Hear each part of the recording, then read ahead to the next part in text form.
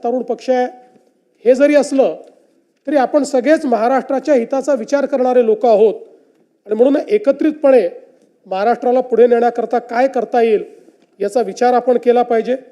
आणि म्हणून मला सांगायचं आहे, अब आगे बढ़ चुका हूं मैं, अब आगे बढ़ चुका हूं मैं, पीना था जितना जहर पी चुका हूं मैं,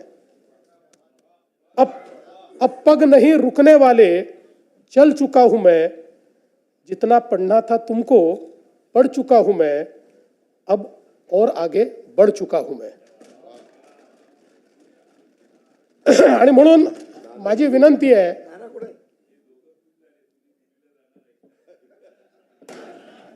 आगे म्हणजे नागपूर पासून मुंबई पर्यंत समृद्धी हायवेने।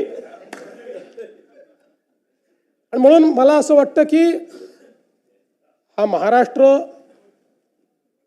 अतिशय शक्तिशाली अशा प्रकारचं राज्य आहे। आता कुठलाही संभ्रम ठेवण्याची आवश्यकता नाही।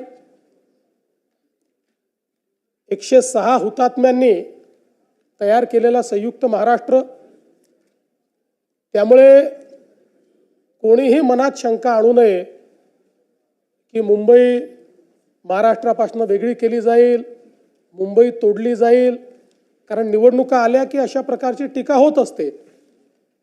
म्हणून या सभागृहामध्ये मी निश्चितपणे सांगतो की मुंबई कालही महाराष्ट्राची होती, आजही महाराष्ट्राची आहे आणि जोपर्यंत चंद्र आणि सूर्य आहे तोपर्यंत ती महाराष्ट्राचीच राहील। आणि आपले दैवत छत्रपती शिवरायांनी जो मार्ग आपल्याला दाखवला, भारतरत्न डॉक्टर बाबासाहेब आंबेडकरांनी जो मार्ग आपल्याला दाखवला, त्या संविधानाच्या मार्गाने आणि छत्रपती शिवरायांच्या तत्वानेच या ठिकाणी आपला महाराष्ट्र चालत राहील। हे सांगत असताना मला एका गोष्टीचा अतिशय आनंद आहे की छत्रपती शिवरायांचं तत्व हे महाराष्ट्राला तर नेहमीच मान्य होतं, पण कदाचित देश पातळीवर अनेक संभ्रम त्या संदर्भात कदाचित होते। आणि म्हणून आपल्याला कल्पना आहे की CBSEच्या पुस्तकांमध्ये यापूर्वी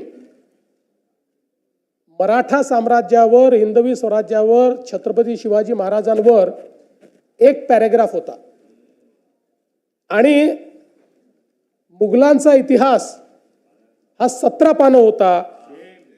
पण आता हा इतिहास बदलला आहे आणि आता CBSEने नवीन पुस्तकामध्ये या ठिकाणी छत्रपती शिवरायांचा आणि मराठा साम्राज्याचा 21 पानाचा इतिहास घेतलेला आहे। आपण हे पाहू शकतो, द राईज ऑफ मराठाज इथपासनं 21 पानं हा संपूर्ण भारतातला जो सर्वात समृद्ध आणि शौर्याचा आणि स्वाधीनतेचा इतिहास आहे तो आता केंद्र सरकारने घेतलेला आहे। म्हणून त्यांचंही मी या ठिकाणी